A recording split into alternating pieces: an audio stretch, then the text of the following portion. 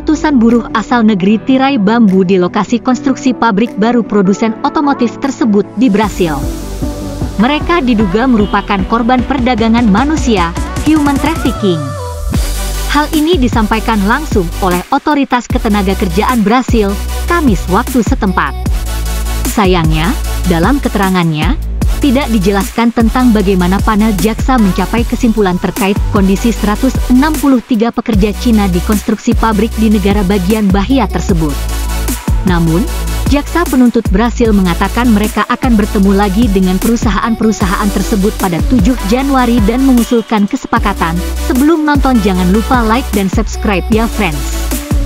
Kesepakatan tersebut dapat membebaskan BED dan Jinjiang dari penyelidikan oleh Jaksa Penuntut Ketenagakerjaan, tetapi mereka masih dapat menghadapi pengawasan dari Inspektorat Ketenagakerjaan dan Jaksa Federal, kata pernyataan otoritas Brasil menyebut pula nama kontraktor pembangunan pabrik, sebagaimana dimuat Reuters, Jumat, 27 Desember 2024. Keduanya telah meminta pembagian bukti sehingga tindakan dapat diambil di bidang pidana, tambahnya. Jaksa penuntut Brasil juga merilis video tempat tinggal para pekerja yang memperlihatkan tempat tidur susun tanpa kasur. Mereka mengatakan para pekerja bekerja selama berjam-jam, terkadang 7 hari seminggu, dalam kondisi yang oleh pihak berwenang disebut merendahkan martabat. Di Brasil, kondisi seperti perbudakan mencakup kerja paksa tetapi juga kondisi kerja yang merendahkan martabat, jam kerja panjang yang menimbulkan risiko bagi kesehatan pekerja, jeratan utang, dan pekerjaan apapun yang melanggar martabat manusia, jelasnya. BED tidak segera menanggapi permintaan komentar pada hari Jumat.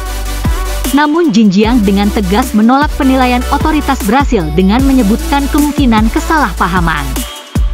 Penggambaran para pekerja sebagai diperbudak tidak akurat dan terdapat kesalahpahaman penerjemahan, kata perusahaan itu.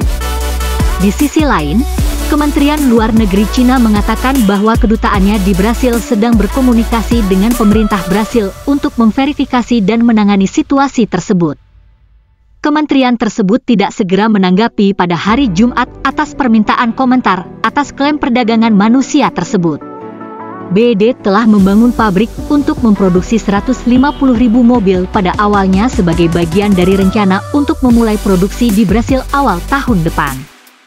Hampir 1 dari 5 mobil yang dijual BED di luar Cina dalam 11 bulan pertama tahun 2024 berada di Brasil.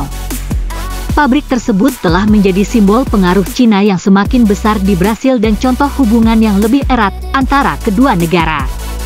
BED telah menginvestasikan 620 juta US$, 10 triliun rupiah, untuk mendirikan kompleks pabrik Bahia saja. Laporan penyimpangan di Bahia dapat menjadi titik kritis utama dalam hubungan bilateral.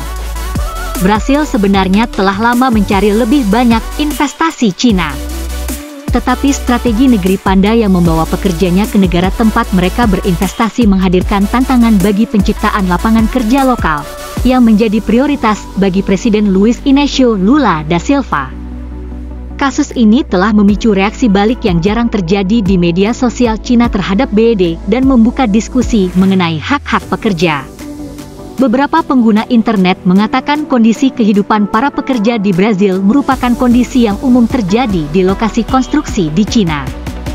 Komentator terkemuka Cina, yang juga mantan editor tabloid Partai Komunis Global Times, Hu Xijin, menyebut perlu ada perbaikan kondisi kehidupan karyawan dari BED. Satu-satunya hal yang dapat dilakukan BED adalah meningkatkan persyaratannya sendiri dan menyamai pengaruhnya yang semakin besar di semua arah. Ini tidak mudah, tetapi BED harus mampu melakukannya, pungkasnya.